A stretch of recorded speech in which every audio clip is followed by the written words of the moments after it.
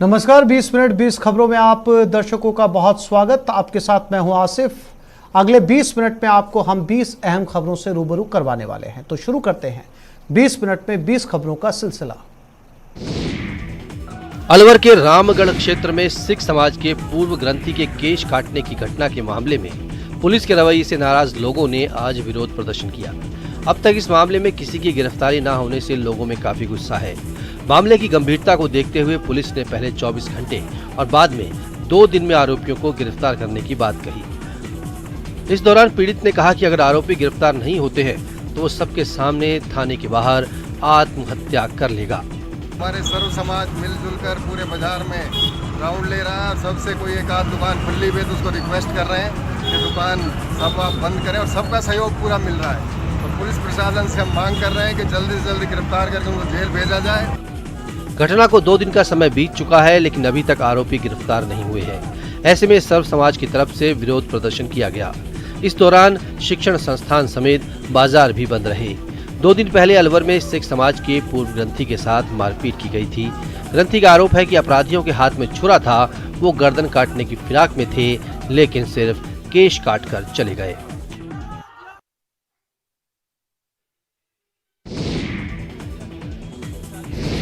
Risky selfie ने एक और युवक की जान ले ली।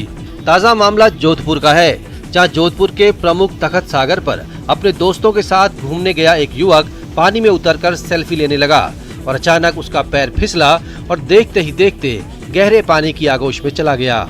इस दौरान उसके एक दोस्त ने बचाने की बहुत कोशिश की, लेकिन वो अपने दोस्त को बचा नहीं पाया। गोताखोरों ने काफी मशक्कत के बाद शव तखत सागर से खोजकर बाहर निकाला। पुलिस के मुताबिक 19 साल का मोहम्मद सोहेल पानी के पास चला गया था और वो हादसे का शिकार हो गया। परिजनों की ओर से शिकायत दर्ज होने के बाद पुलिस ने मामले की जांच शुरू की है।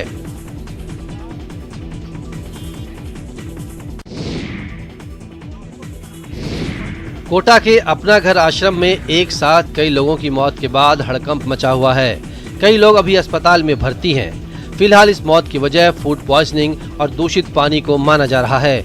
पानी के सैंपल लिए गए हैं। चिकित्सा अधिकारी विभाग की टीमें और पुलिस और प्रशासनिक अधिकारियों की टीम जांच कर रही है। ये पानी के इन्फेक्शन के कारण और भोजन के कारण इन्फेक्शन प्राइमरी कंडीशन में लगता है। उसके सैंपल हमने ले लिए हैं। सैंपल आने के बाद रिपोर्ट शाम को आपको बता दी जाएगी। वहीं 1.5 दर्जन लोगों को फिलहाल मेडिकल कॉलेज अस्पताल में शिफ्ट करवाया गया है। अन्य लोगों के सैंपल लेकर जांच की जा रही है। तो यहाँ पता चला है कि करीब 10-11 जने हैं जिनको फूड पॉइजनिंग हुई और वो मेडिकल कॉलेज में भर्ती हैं, जार इलाज है। करीब 3 लोगों की यहाँ मृत्यु हो गई है। मूल रूप से CMHO साहब और प्रशासनिक जांच तो प्रारंभ हो गई है। हमारे इस तरह के जो भी काम है वो हम कर रहे हैं। ये स्कूल के बाहर बच्चों की क्लास का नजारा नहीं है, बल्कि ये बच्चों का धरना प्रदर्शन है। ये तस्वीर है श्रीगंगानगर के राय सिंह नगर उपखंड क्षेत्र के भोमपुरा गांव में स्थित सरकारी उच्च माध्यमिक विद्यालय की। इस धरना प्रदर्शन में छात्रों के साथ ही ग्रामीण भी शामिल है। स्कूल की तालाबंदी कर दी गई और सभी धरने पर बैठ गए। धरने पर बैठे स्कूल के विद्यार्थियों और ग्रामीणों का कहना है कि स्कूल के पास ही हड्डा रोड़ी है, जब मृत पशुओं के शवों को डाला जाता है, जिससे स्कूल का वातावरण दूषित रहता है और बदबू की वजह से विद्यार्थियों को काफी परेशानियों का सामना करना पड़ता है। यहाँ के स्कूल के पास ही पशु शमशान घाट है, जिससे बहुत ज्यादा बदबू आती है और इससे विद्यार्थियों की पढ़ाई बहुत ज्यादा खराब हो रही है। यहाँ से स्टूडेंट टीसी कटवा रहे हैं। स्कूल के साथ दीवार के बिल्कुल चिपटी हड्डा रोड़ी है और इस कारण से आए दिन स्कूल के अंदर बच्चों को, स्टाफ को बड़ी समस्या होती है, बहुत बदबू आती है। स्कूल प्रशासन के द्वारा भी प्रशासन को स्कूल के पास से हड्डा रोड़ी हटाने की कई बार मांग की गई, लेकिन प्रशासन ने मामले में कोई कार्रवाई नहीं की, जिससे शिक्षकों को भी शिक्षण कार्य करवाने में खासी परेशानियों का सामना करना पड़ रहा है। यह आजादी की 75वीं सालगिरह मना रहे देश की हकीकत है। विकास के बड़े बड़े दावों को झुठलाती इन तस्वीरों को देखिए, जिसमें एक बीमार बुजुर्ग महिला को अस्पताल पहुंचाने के लिए कैसे जुगाड़ का सहारा लिया जा रहा है। ये तस्वीर है छबड़ा इलाके की, जहां पार्वती नदी किनारे बसे कछावन गांव नदी में पानी आ जाने के चलते गांव का संपर्क पास के कस्बे छबड़ा से कट गया। ऐसे में गांव की 70 साल की बुजुर्ग महिला गुलाब बाई जब बीमार हुई तो उन्हें छबड़ा अस्पताल पहुंचाने के लिए ग्रामीणों को कड़ी मशक्कत करनी पड़ी। तस्वीरों में आप देख सकते हैं कैसे एक बड़े ट्यूब पर खाट रखकर बुजुर्ग महिला को उस पर लेटाया गया है। फिर गांव के नौजवान युवक ट्यूब के सहारे खाट पर लेटी बुजुर्ग महिला को नदी पार करा रहे हैं। ये एक तस्वीर जिले के गांव कछावन की है, लेकिन राजस्थान के बॉर्डर एरिया में स्थित ऐसे यहाँ दर्जनों गांव हैं जो नदियों में पानी आने के चलते टापू में तब्दील हो जाते हैं।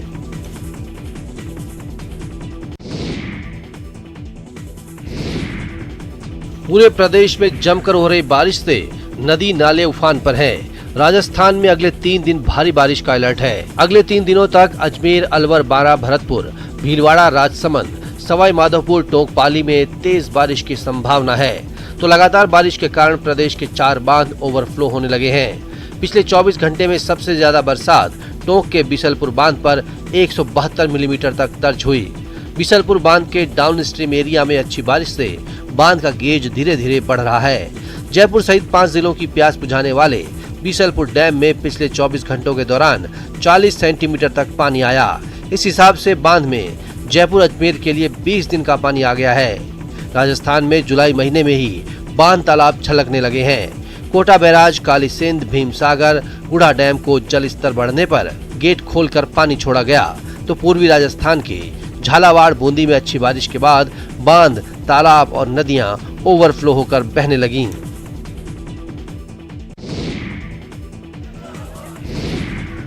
बांसवाड़ा डूंगरपुर से वागड़ जनजाति गौरव यात्रा के दूसरे दिन भारतीय जनता पार्टी के प्रदेश अध्यक्ष सतीश पूनिया भीमपुर पहुंचे।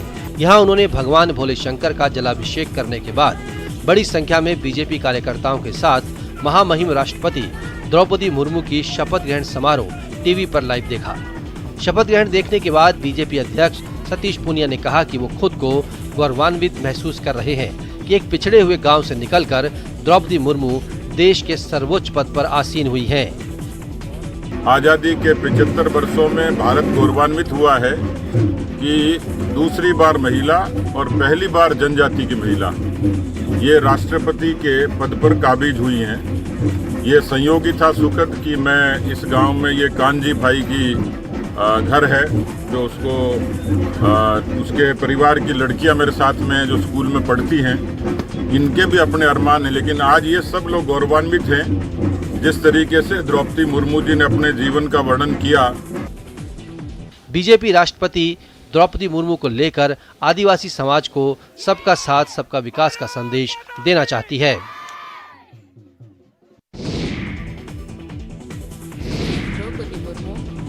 द्रौपदी मुर्मू ने देश की 15वीं राष्ट्रपति के तौर पर शपथ ली। चीफ जस्टिस एनवी रमना ने उन्हें पद और गोपनीयता की शपथ दिलाई। वो देश की पहली आदिवासी महिला राष्ट्रपति हैं। मैं द्रौपदी मुर्मू ईश्वर की शपथ लेता हूँ कि ईश्वर की शपथ लेती हूँ कि मैं श्रद्धापूर्वक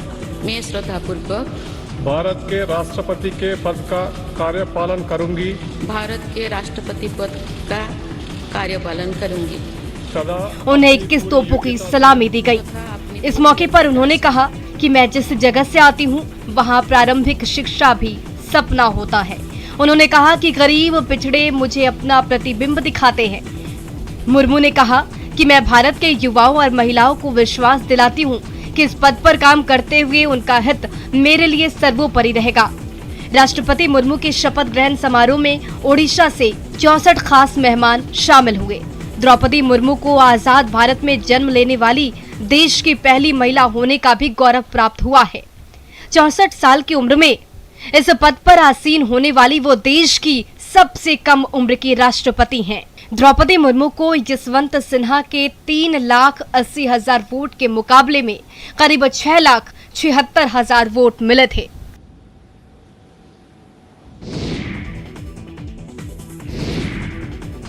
द्रौपदी मुर्मू का जन्म ओडिशा के मयूरभंज जिले के बैदापोसी गांव में 20 जून 1958 को हुआ था। वो आदिवासी संथाल परिवार से ताल्लुक रखती हैं।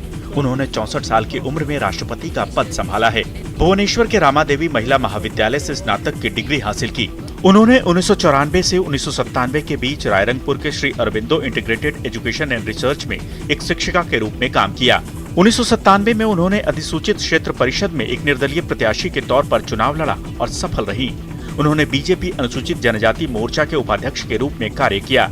साथ ही वो बीजेपी की आदिवासी मोर्चा की राष्ट्रीय कार्यकारिणी की सदस्य भी रही। द्रौपदी मुर्मू ओडिशा के मयूरभंज जिले की रायरंगपुर सीट से 2000 और 2009 में बीजेपी के टिकट पर 2 बार विधायक बनी। मई 2015 में उन्होंने झारखंड की 9वीं राज्यपाल के रूप में शपथ ली थी।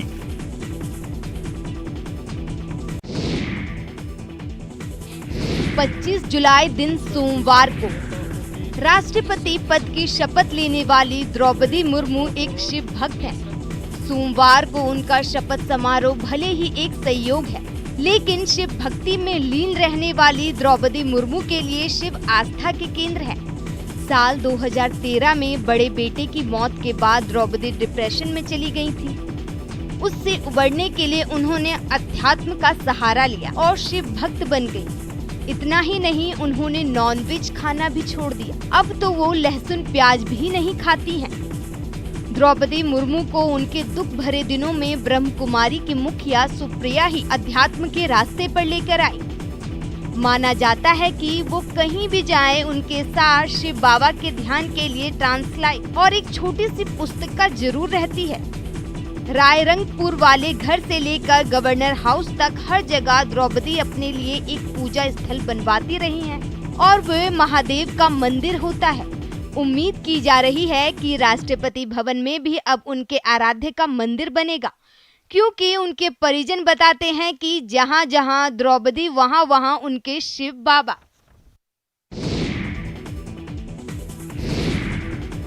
सावन महीने के दूसरे सोमवार के दिन भगवान भोलेनाथ के मंदिरों में भक्तों की भीड़ देखने को मिली। लगातार सुबह से ही भक्त अपने परिवार के साथ पहुंचकर भगवान भोलेनाथ की पूजा अर्चना करते हुए नजर आए। सभी मंदिरों में भीड़ का नजारा देखने लायक था।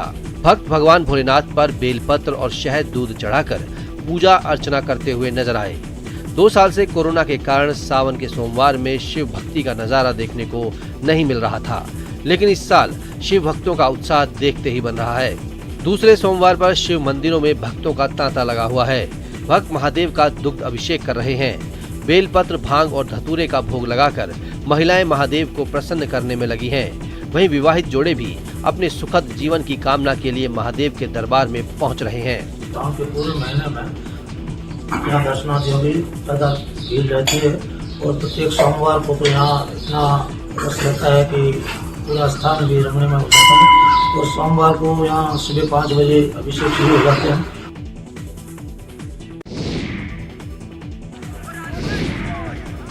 अब आपको दिखाते हैं मरोधरा के अमरनाथ की तस्वीर। अलवर जिले के सरिस्का की वादियों में स्थित है नलतेश्वर शिव मंदिर। यहाँ अमरनाथ की तरह गुफा में विराजमान है भगवान शिव। सावन के सोमवार के दिन यहाँ का नजारा खास रहता है। सावन को 4 सोमवार को हर एक महीने में यहाँ पर लोग आते हैं दूर दूर से, और यहाँ पर अपने गुफा है बाबा की, भोलेनाथ जी की, वहाँ पर सब दूर दूर से लोग आते हैं और यहाँ पर भंडारे चलते हैं। लोग हर सोमवार को यहाँ प्याव लगती है, अधिक से अधिक यहाँ पर भीड़ होती है। यहाँ पर गुफा अरावली की पर्वत मालाओं में बनी हुई है। यहाँ तक पहुँचने के लिए लोगों को पहाड़ों के रास्ते से गुजरते हुए मंदिर की सैकड़ों की संख्या में सीढ़ियाँ चढ़नी पड़ती हैं। ऊपर बनी मंदिर नुमा चट्टान से निरंतर पानी गिरता रहता है। सावन माह में यहाँ मेला लगता है। दूर दूर से लोग भगवान के दर्शन के लिए आते हैं।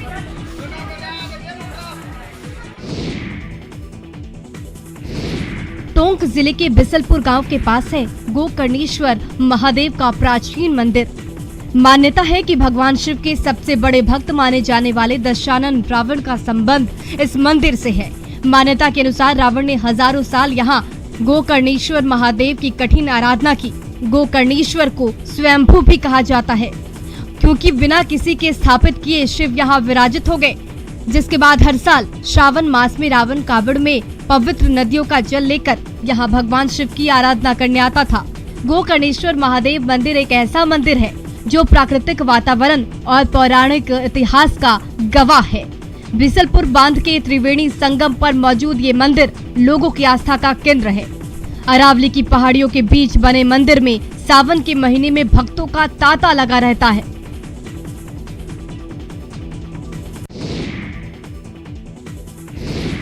शिव का सावन मास से विशेष नाता है। सावन मास में भक्तों की पूजा से भगवान भोलेनाथ प्रसन्न होते हैं और मनवांछित फल देते हैं। सावन के दूसरे सोमवार को दर्शन कराते हैं राजसमंद जिले के एक दुर्लभ महादेव मंदिर का, जो हजारों साल पुराना है। रिछेड़ में वाड़ी नाम के स्थान पर पंचेश्वर महादेव गुफा में विराजे हैं। यहाँ पर काली चट्टानों की गुफा में भगवान भोलेनाथ का शिवलिंग है। कहते हैं पंचेश्वर महादेव का शिवलिंग हजारों वर्षों पुराना है। मान्यता है कि करीब 5000 साल पहले जब रिछेड़ का नाम वोराठगढ़ था, उस समय पांडवों ने यहाँ पर भक्ति की थी। कहते हैं गुफा में जो शिवलिंग है उसकी स्थापना गांव के लोगों ने नहीं की। यहाँ पर सावन मास के महीने में हर सोमवार को भोलेनाथ का जलाभिषेक किया जाता है। रिछेड़ समेत आसपास के गांव के लोगों के लिए ये आस्था का केंद्र है। कहते हैं यहाँ भगवान भोलेनाथ से जो भी मांगो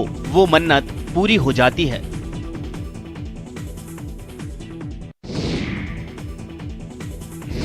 सावन के दूसरे सोमवार के अवसर पर पूरा चित्तौड़गढ़ जिला महादेवमय हो गया। 2 साल बाद चंद्रवंशी कहार भोई समाज द्वारा आयोजित की गई कांवड़ यात्रा शुरू हुई, जिसे लेकर लोगों में खासा उत्साह नजर आया। दुर्ग के पहले द्वार पाडन पोल से ये यात्रा शुरू हुई, जिसमें आसपास के ग्रामीण क्षेत्रों के आने वाले लोगों की श्रद्धा का ज्वार उमड़ पड़ा। हर हर महादेव के नारों के साथ यात्रा शहर के विभिन्न मार्गों से होते हुए संगम स्थल स्थित संगम महादेव मंदिर पर पहुंचकर संपूर्ण हुई। इस दौरान जगह जगह लोगों ने पुष्प वर्षा कर कांवड़ यात्रा का स्वागत किया। बैंड बाजों की धुन पर नाचते गाते लोगों के साथ इस कांवड़ यात्रा में श्री गोपाल सत्संग आश्रम बड़ी सादड़ी के पीठाधीश महंत सुदर्शनाचार्य भी शामिल हो गए। इस कांवड़ यात्रा के माध्यम से महादेव से कामना है कि क्षेत्र में सुख समृद्धि बनी रहे और अच्छी बारिश सावन के महीने में हो। कांवड़ यात्रा को लेकर भारी सुरक्षा इंतजाम किए गए। बारह पुलिस प्रशासन पर कांवड़ यात्राओं को जबरन परेशान करने और उनके डीजे बंद करने का आरोप लगा है।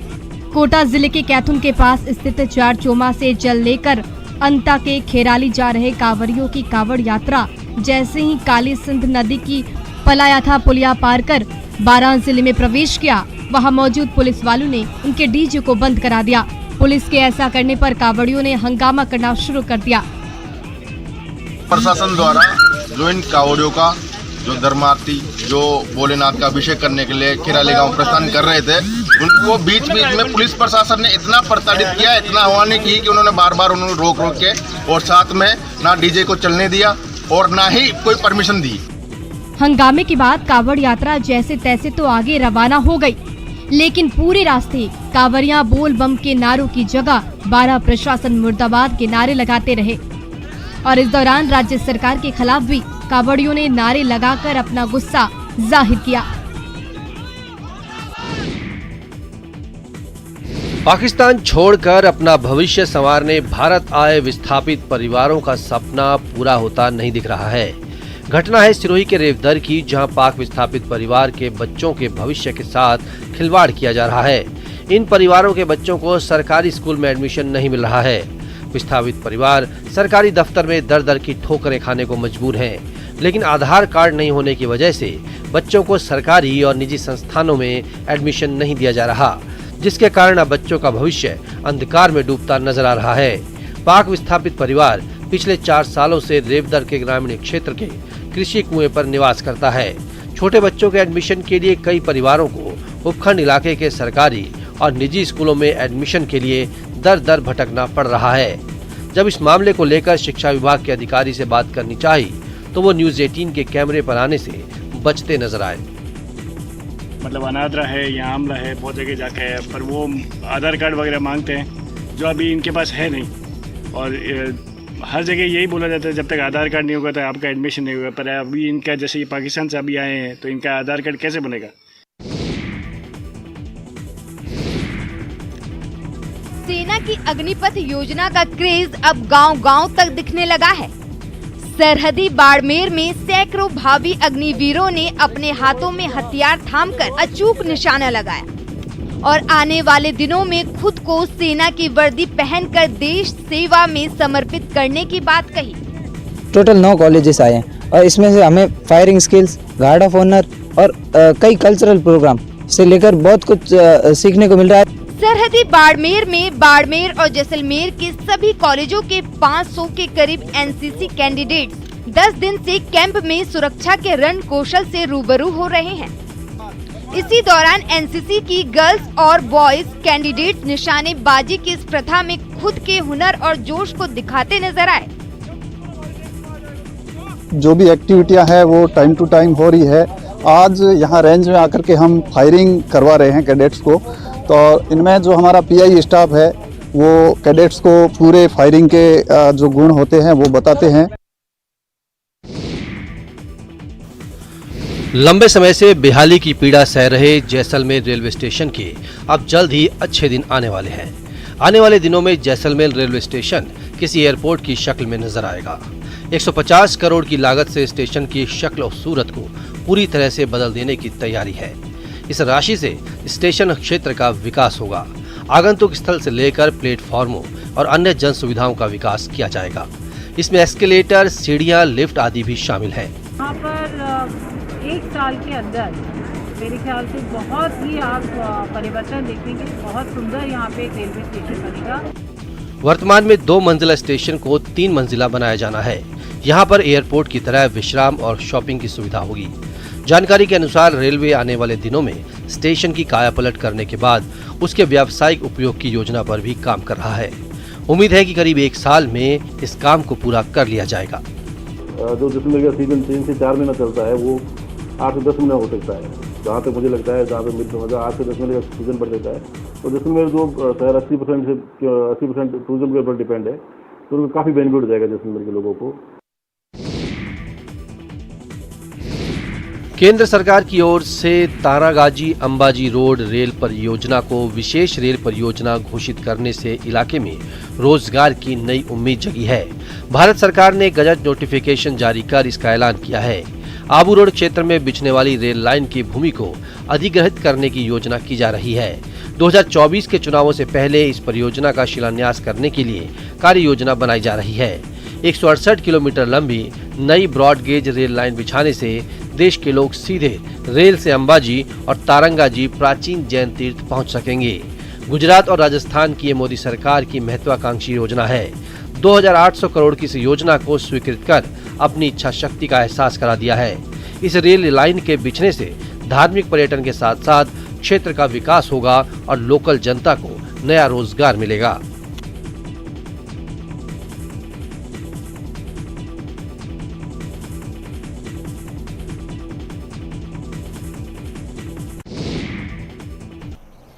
तो इस बुलेटिन में फिलहाल इतना ही। नमस्कार।